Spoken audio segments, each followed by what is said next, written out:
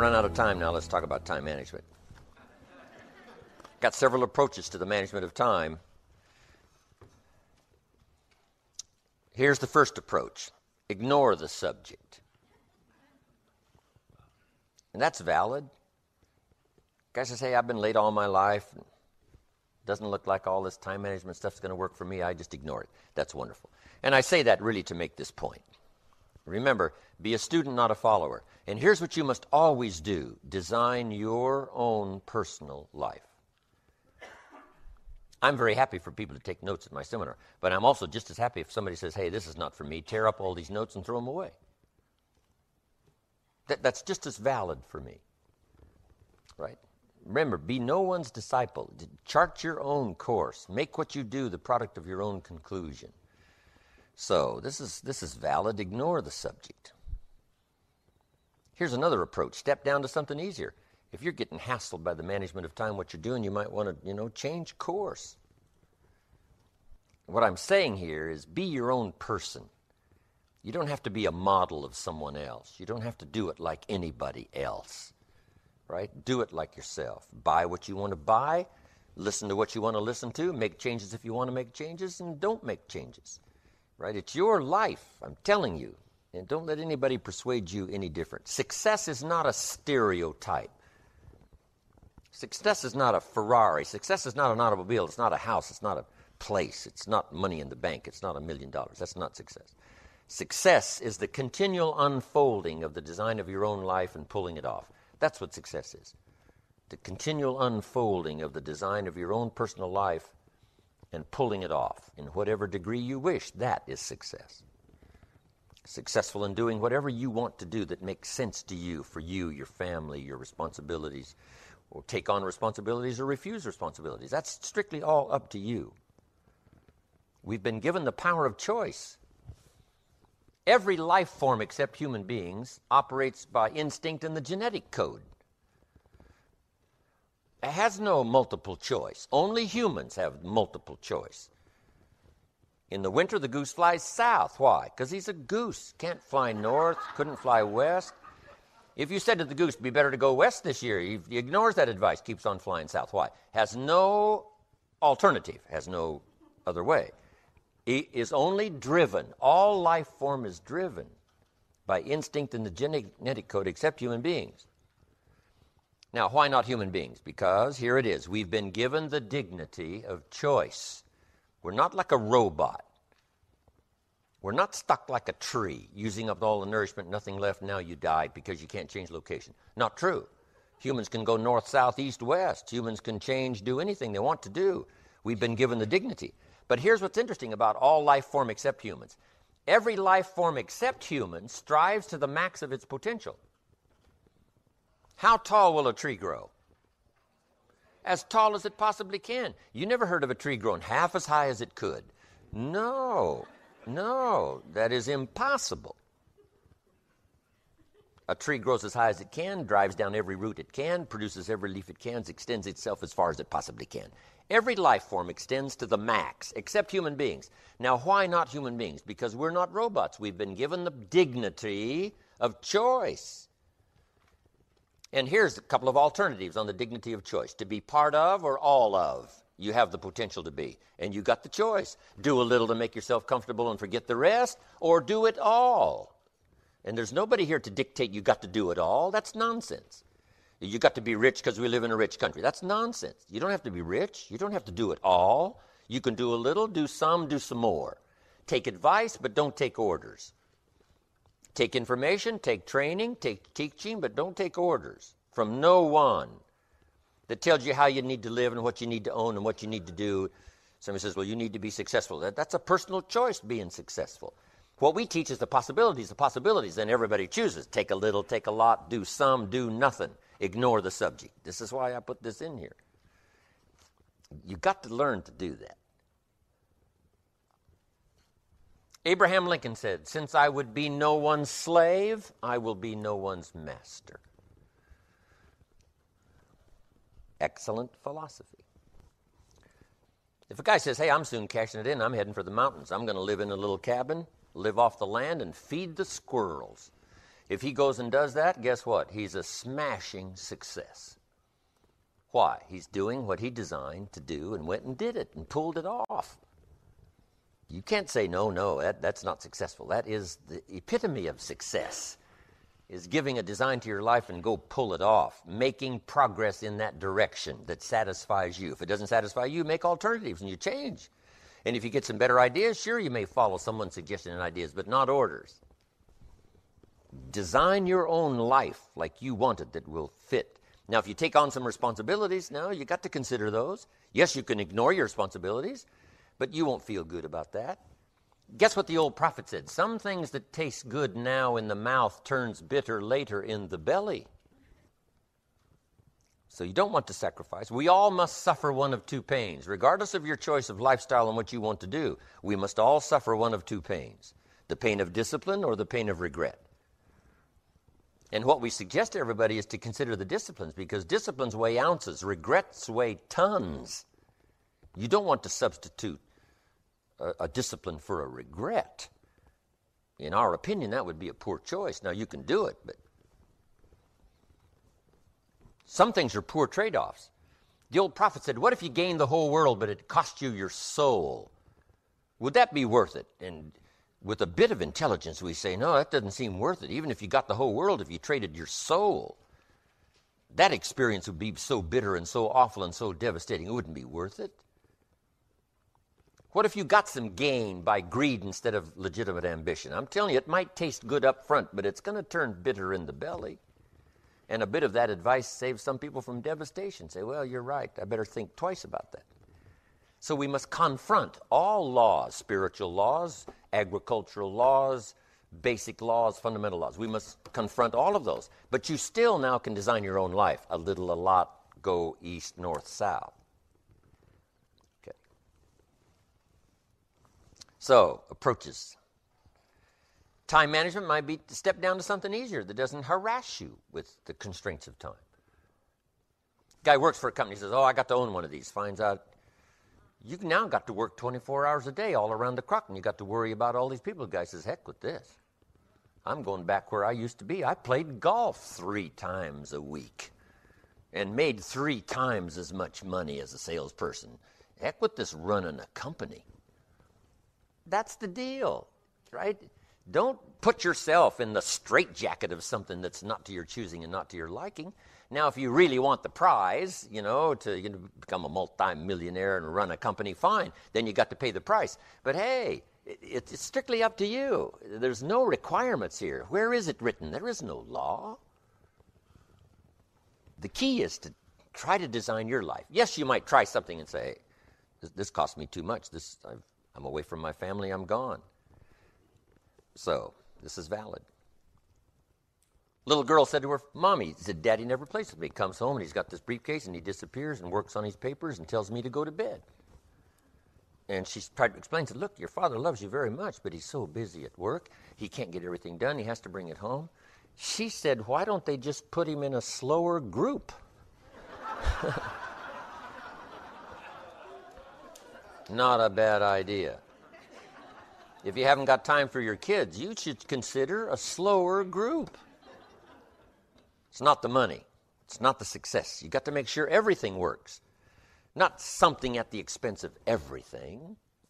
And this something at the expense of everything turns out to be too costly. Life in its best and most fulfilled, I think, is a balancing act to make everything work. A mother's got the challenge. A father's got the challenge. And all of this in balance, it's, even the tug of war and trying to make it work as husband and wife with, little different concepts. Guy's a baseball player and gets $4 or $5 million a year, and his talent takes him, 185 games, whatever the games are that they play. That's a pretty tough one to do, gone most of the time. Should he go where his talent leads, or should he work at the bank from 9 to 5? It's a challenge to try to fit, compromise, make it work, make all systems work so you don't sacrifice everything for something.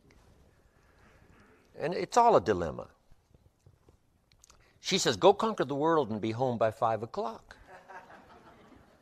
And he says, well, that's a real challenge, right? But if you've got partners now, it's this combination of working it out. But let me tell you what, it can be worked out. Here's what happens if you ignore it. It just gets worse. You just got to confront and say, let us work it out so that we bless our life with all of the systems that furnish us with a good life. And guess what? It never ends, this trying to balance your life with everything. So in the management of time, step down to something easier, rearrange your program, pick up someone else's advice, not orders, but advice that says, hey, I went for the money instead of, and it cost me too much. Here's the real time management. Make yourself more valuable.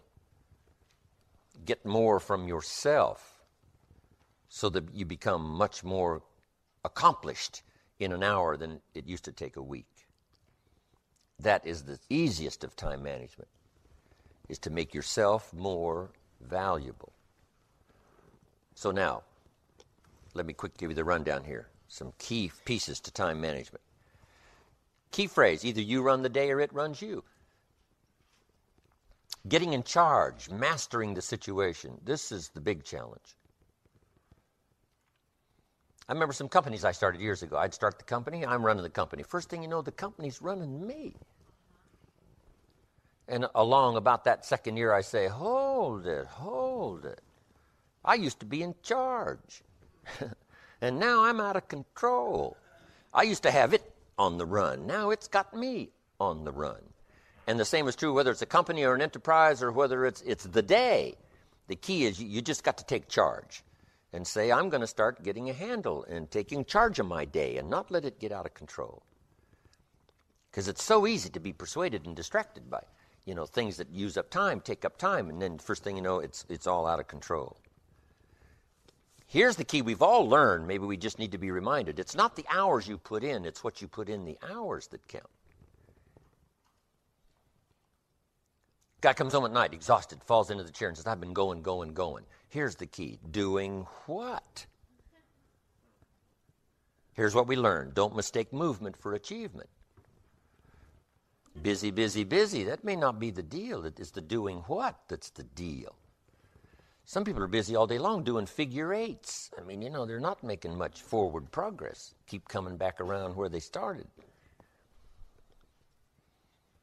Here's some time management essentials. Learn to set goals so that you have some priorities. And we're going to take care of that in our workshop this afternoon. Priorities, constant review. Make sure it's what you really want. Let it change. Do whatever it wants to change. Plans to achieve your goals. We'll talk a little bit more about that.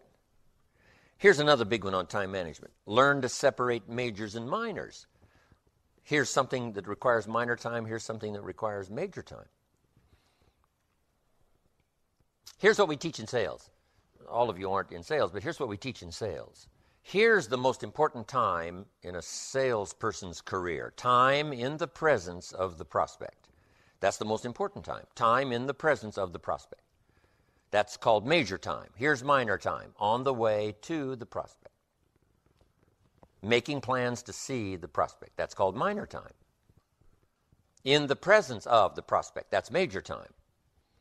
Keeping files on the prospect, that's minor time. Thinking about prospects and how it's going to go in the future, that's called minor time. Here's major time, in the presence of. So you've just got to arrange your sales career so that most often you're in the presence of, not on the way to, not keeping books on, not thinking about, not making records for, but in the presence of. So now a salesperson finally suddenly says, well, I can see now where I'm spending most of my time on the minor stuff. And that's what takes, out of a $200,000 potential career, the guy's left now with $60,000. Because the $60,000 he earned by being in the presence of. But all the rest of the money is missing because he spent so much time on the minor things that didn't count that much. Now, the minor things are important, but they're minor things. Major in the presence of. So a little analysis as to where your time is going. Next key to time management, concentration.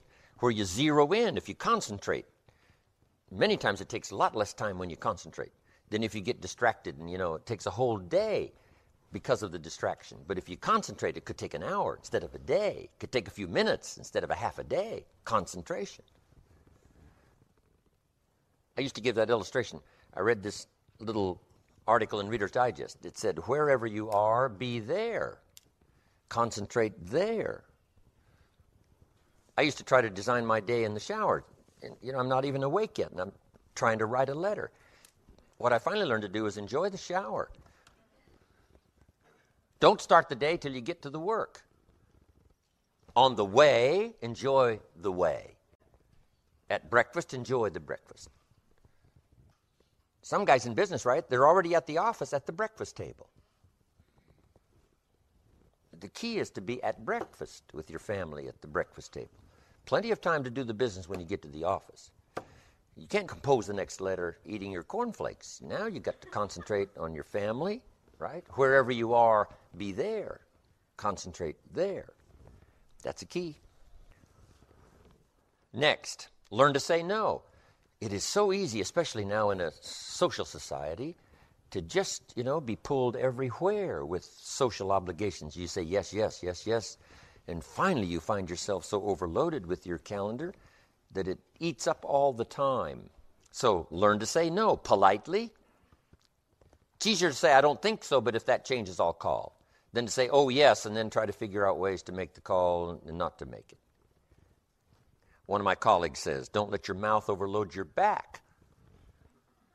Because it's easy to just obligate, wanting to be nice, wanting to be pleasant, wanting to please, right? Just pulled in too many directions by saying yes too easy, too frequently, and find yourself in a box.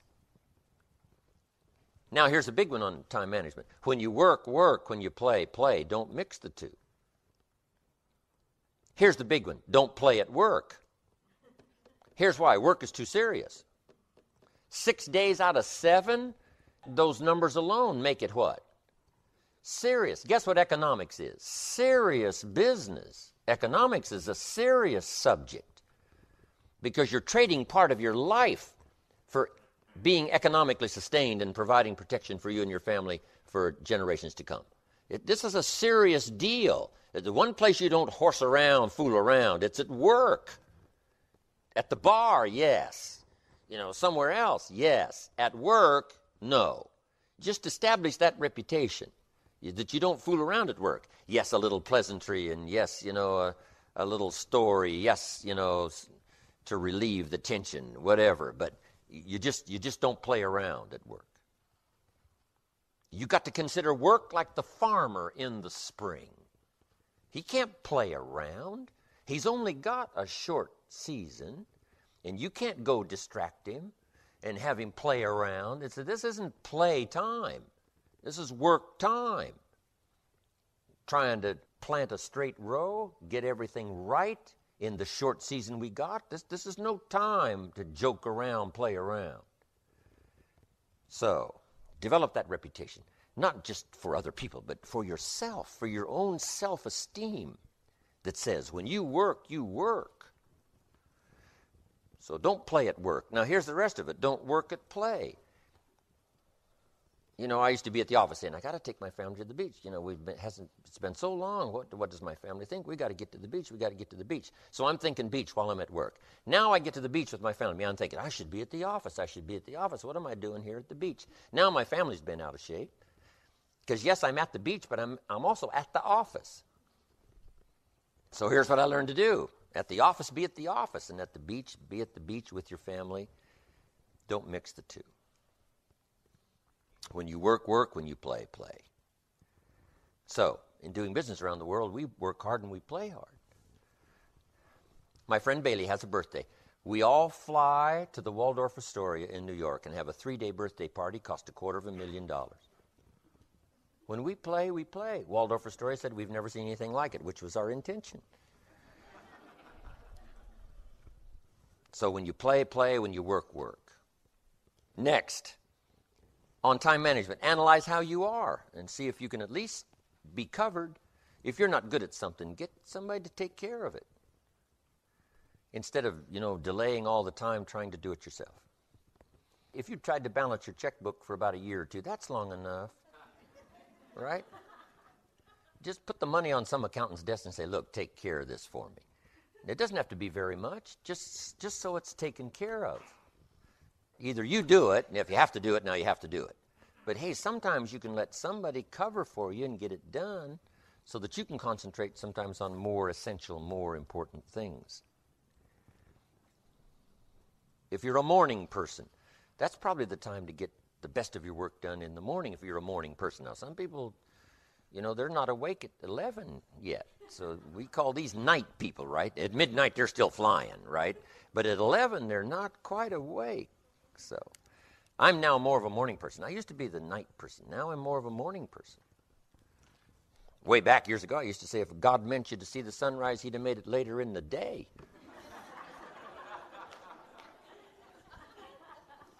But now I love the mornings. The mornings are fresh and clean. Unique thing about starting the day in the morning, you haven't messed it up yet. The whole day is fresh and clean. Guess what you have in the morning? A clean page. Let's see. I don't want to mess this one up. Let me make some plans here to make this an extraordinarily good day. That morning time is very unique if you become a morning person. But whatever you are, just analyze how you are. Whatever you're not good at, see if you can get it covered. Next, the telephone. Beware the telephone.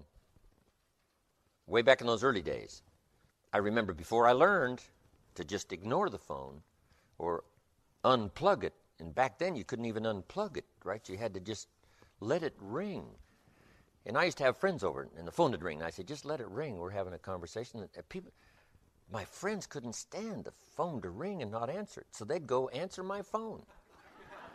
They'd say, it's for you. I said, yeah, I suppose it is, right?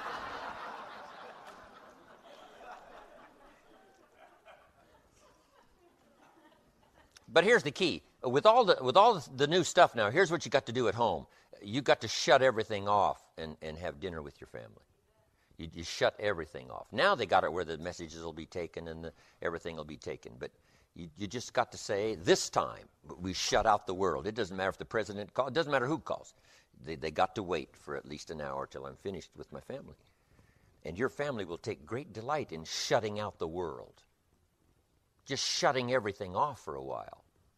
Plenty of time to get back to it. Say, well, what if, some emergency is happening? It'll have to wait. So, it's very important, the telephone. Now it's so easy, right? Contact the rest of the world. Here's another key on time management. Read the books if you need some specific help. There's a book by Bliss, a book by McKay. There's a book by Lakin. These guys have written books on time management. Maybe something in there might be good. Take their advice, but still make your own plans. You can tell some of these notes I wrote a long time ago. Become more aware and alert as to all the new technology now that can save your time. If you're still going chunk, chunk, chunk, chunk, chunk, chunk, chunk, chunk, chunk, chunk, they got some new stuff now, right? But those days are long gone. It's even a poor illustration now because kids don't even remember. What does this mean? Chunk, chunk, chunk, pull the lever, right? They don't exist anymore except in museums. But become alert to all the stuff that's available, right, to save your time. Stay in touch. Here's another big time management, especially if you're working with people, and that's learn to ask questions before you launch into some tirade or launch into some personal seminar. Sometimes you talk for a half hour, ask a couple of questions, find out you just wasted the previous half hour. Here's what you should have been talking about.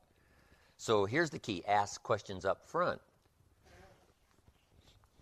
John isn't making sales. Say, hey, call John in. I'll tear him a new page. Say, well, before you do that, we better ask, why isn't he making sales? Someone says, well, he's not getting up early and getting out in the marketplace. Says, get him in here. I'll teach him some get up early stuff. Well, before we do that, we better ask one more question. What? Why isn't he up early and out in the marketplace? So we call John in and say, hey, John, it's got to be something personal. You're not up early. You're not out in the marketplace. He says, yes, I never thought anyone would ask. You just ask, right? What is it? Rather than launching into something, save the time, ask the questions up front. Now, here's one more tip on asking questions. Sometimes you don't find the problem until you go 2-3 questions deep. Because most people don't just blurt out what's wrong first question. Most problems are 2-3 questions deep. Right away, somebody wants to know if they're not going to, tell their problem to someone that doesn't really care. So you got to establish some identification. Then somebody's willing to disclose. Kids are like that. Say, how's it going? Say, okay. That's okay doesn't sound right. That doesn't ring right. Something tells you what? It isn't okay. So you got to have the next gentle question, and then the third gentle question, and finally soon they say, yeah, here's the real problem. Learn to ask questions up front. Key. Now, here's the last subject on time management. Learn to think on paper. We talked a little bit about solving problems on paper. What's the problem? 3 questions to ask. Let me give you some more ways to think on paper. Number 1, I keep talking about it around the world, keep a journal. And you've just got to design your own journal. I used to have 3 journals, one for business, one for personal, one for a book I was writing. That was too complicated. Then I tried 3 colors of ink. Blue means this, red means this. I got rid of that. Now I just fill one up and then fill another one up and fill another one up. Personal ideas, a little bit of diary, and that's all it is. Here's what a journal is. A collection of your notes and a bit of a diary and what's going on in your life. It's just a way to capture in a bound volume. Now, I used to keep notes on pieces of paper, torn off corners, backs of old envelopes, restaurant place mats thrown in a drawer. But guess what? They didn't serve me well. It was okay for the time, but now trying to find something or going through it, it's not enticing. So then I learned finally to start putting it in a journal, a bound volume. That's a little more enticing on a winter day to just sit down and go back through your journal. But to go back through all these papers, unless you punch holes in these papers and put them in a loose leaf book, right? Because maybe they're important, you want to keep the paper. But sometimes when I'm off somewhere and I don't have my journal, I'll jot some things down. When I get back to my journal, I'll put them in here, throw the paper away. All right? Just little ideas like that. And you just have to decide whether you need a big one or a small one or a light one or an easy one. But just go. Just start keeping more record of ideas that come your way. And whether it's a recipe or an idea, whether it's a colossal business idea or, the schedule for the next few ball games that are coming up. It doesn't matter what. Just load stuff in here and then just load up another one and load up another one. You will be proud someday you kept these journals. It's one of the treasures to leave behind. Let me give you those 3 treasures to leave behind. Number 1 is your pictures. Take lots of pictures. It only takes a fraction of a second to record the event or to lose the event by not taking it. Take lots of pictures. I go to Taiwan the first time. I got 1,000 in my seminar. Guess how many cameras? 1,000 cameras. They all bring their cameras. Everybody want to take pictures. Here's my new American friend. Here's my new American friend. It takes me longer to do the pictures than to do the seminar. Because everybody wants to record it. Everybody wants to record it. It's so easy to record it, but it's so easy not to record it and lose the little bit of tangible evidence of the occasion. So, to leave behind, remember the old photographs that tell the story of a couple of generations ago? The old photographs, how precious they are, how valuable they are, because there aren't that many. So now you change all of that and leave the next generation and the next generation, children, grandchildren, with plenty of photos to express the events and experiences that you've had in your life. Pictures. Next, you leave behind your library. The books that changed your life, the books that restored your health, the books that saved you from oblivion, the books that restored your self-esteem and your dignity, the books that taught you spiritual ways, the books that helped you become wealthy and powerful. Leave all that stuff behind. Make sure your library for your children is more valuable than your furniture. I said, yes, I like to have Papa's chair, but I tell you what I wish for most, his library, his books. Then number 3 is your journals. Written in your own hand, ideas that you've collected that have been valuable to you. Pass that on to someone else. My journals are not for publication, never will be. They're for my family, for my children, for my grandchildren. I publish plenty of things from my journals in my 2-day seminars, 1-day seminar, albums and videos and books I've written. But the journals, this is for my family. This is one of my great treasures to give to my children, my grandchildren, my journals, and my library. Hopefully that'll be more important than my couch. Next, a pretty good idea, a projects book. Whatever project you're working on, get a 3-ring binder and keep a little notes on that project and how it's going. When you finish the project, you take that piece of paper out and file it somewhere. But as long as it's active and going, you're a projects book. If you're working with a person, you put a person's name and just keep a little running account of how it's going between you and this person. If you're in sales, if you got some salespeople, keep track of your salespeople. Give them each a page. Give them each a partition in your projects book. How's it going? The last time we covered this. I'm about to speak to them, so I do a little review of what we talked about last time. Now I'm better prepared to talk to them this time. Here's what it becomes, a briefing book. When the president gets ready to make a trip to Russia or somewhere, they bring him these briefing books. When you were there before, here's what you talked about. When you were there before, here's the promises you made. When you were there before, here's who you met, and here's who they are, and here's what you said. And he briefs himself on all of this so that when he goes again, he says, I remember last time when I was here, these briefing books. This is called for serious students of the interchange of both project and person. Little running account of how it's going. Here's what this person did last month. Here's what they're doing this month. Even with your children, how are they progressing? They started a little project. How's that project going? Well, I helped them do this, and I helped them do this. Right? Is it time for me to, lend a little more assistance? Just keep a little record of the people and the projects until it's finally finished, and then you file them away. Because here's what you can't study, your files. Whether it's in a computer or anywhere, you can't study that. What's best is to have this briefing book. And now I know you can put it all in the computer and you can study that.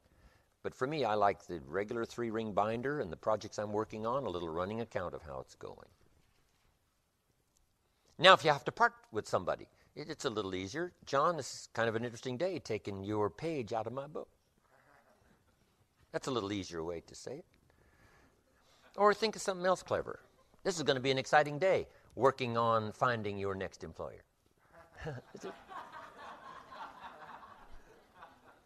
Because you want to find sometimes easier ways to say it. John Wooden said it's pretty difficult. Young kid with all the talent in the world, in the practice season at UCLA, and when the practice season is over, has to call him in and say, Bill, you got some incredible talent, and no doubt you're going to play a lot of basketball in your life. However, not for UCLA. John Wooden says, you think that's easy, you ought to try it. So you got to think of easiest way possible, right? That didn't make the team. So, keeping this account record, I think that's a good idea. A journal, projects book. Next is the day timer, right? You got to keep track of where you're supposed to go and who you're supposed to meet. I've got the planes to catch, and I just load all that stuff in there instead of trying to keep it in my head.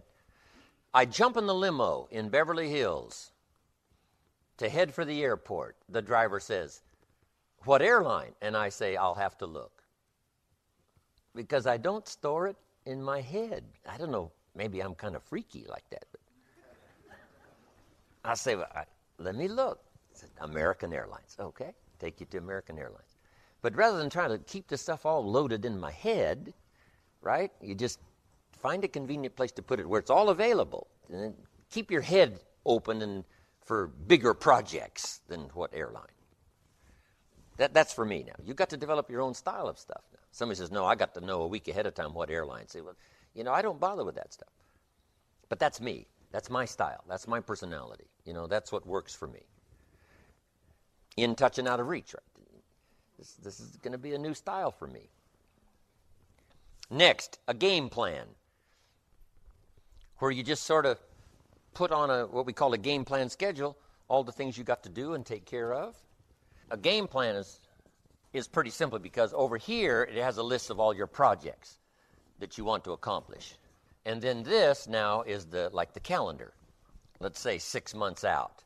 Let's say I'm going to do some training for my company. And I'm going to do it, some of it in this month, some of it in this month. I skip this month, I do some of it in this month. It's the project and then put on the calendar. Because I found out if your project book is one place and your calendar is another place, it gets to be a little confusing. So if you have what we call a game plan, project, and how it's going to work for the next 6 months. You say, well, I'm going to do some advertising. That's the project. I'm going to do some here, some here, some here, some here. Whatever program you got going, whatever you want to accomplish, whether it's your health program, I'm going to go to the gym here, I'm going to do this here, I'm going to run this marathon here, I'm going to do this, I'm going to do this. This is my health program. You see how advantage it is to where the project list and the game plan calendar is side by side instead of one being in one place, another in another place. Now you got to put your family on here. Guess what the family wants to know? Where are we on the game plan? So you start talking, say, no, show me. Wouldn't kids go for that? Show me where I am on the game plan. Say, well, you're right here, and you're right here, and you're right here, and you're right here. That's all I need to know. Don't kids want to be on your game plan? And it's better visual than conversation. Now, let's say you've got a contest you want to run in your company, and you have to go to your family now because you want to use this time. And you make a deal. Say, look, I got to knock you out of this because I got to run my contest. It's going to mean so much for the business, and it's going to mean so much for the family. We'll be able to do so many more things. It's going to go, but I got to borrow this time. Now, you have the payback. If you let me borrow this time, we'll pay it back here. And we'll do this, this, and this. And they'll say, well, that's okay if you'll also do this, this, and this. I mean, once kids have got you, they're going to go for the max. But see, wouldn't kids be more reassured if they knew they were on your game plan, even though it has to change at times? Even though some emergencies or whatever rearranges the deal. Who cares? As long as I'm on the plan. Okay. We simply call this a game plan. The key is for me to stimulate your thinking so that you'll come up with whatever makes sense to you. If this doesn't make sense to you, tear it all up and throw it away. Or try it for a while and see if it's too cumbersome, if it's too complicated. You know, because I've got properties, properties on the game plan. Here's where we have to pay the taxes on this one. Here's where we have to take a look. Do we want to sell it? Here's where we have to do some expansion, whatever. Project number 1. Project number 2. Got to do this at this time. Got to do this at this time, this at this time.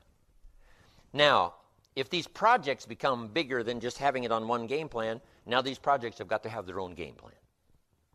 So you take them off of this general list and put them on a game plan of their own. Some companies that are going to do business in another country. First, somebody's got to go and scout out the land. Somebody's got to go and check the real estate.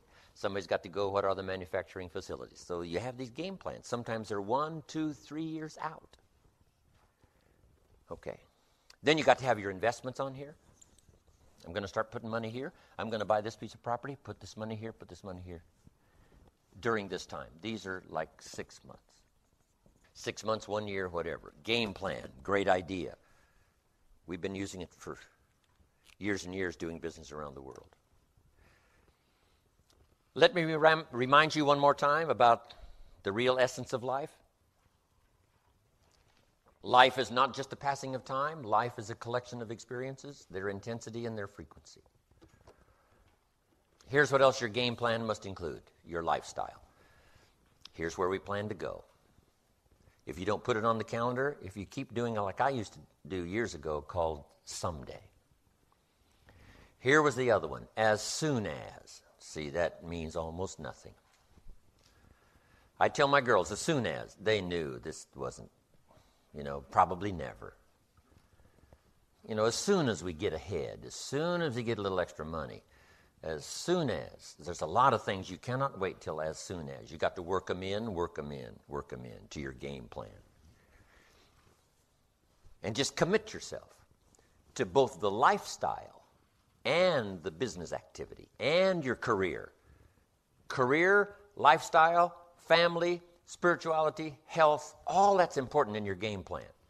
And here's what's difficult, to try to keep it all in your head. Because the head is full of good intentions. The head is full of hope. Oh, it's going to work. As soon as we get this paid off, it's going to work. Say, no, let's put it on the game plan. Right? I talked this morning, right? Someone says, I got my to be debt-free worked out. I've been working on it a year and a half, and within a couple of years, it'll all be done. Oh, nothing. My father said that to me. Let's get a plan for you to be debt-free, debt-free, debt-free. Because Papa said, there's nothing like the freedom of no one having a claim on your assets.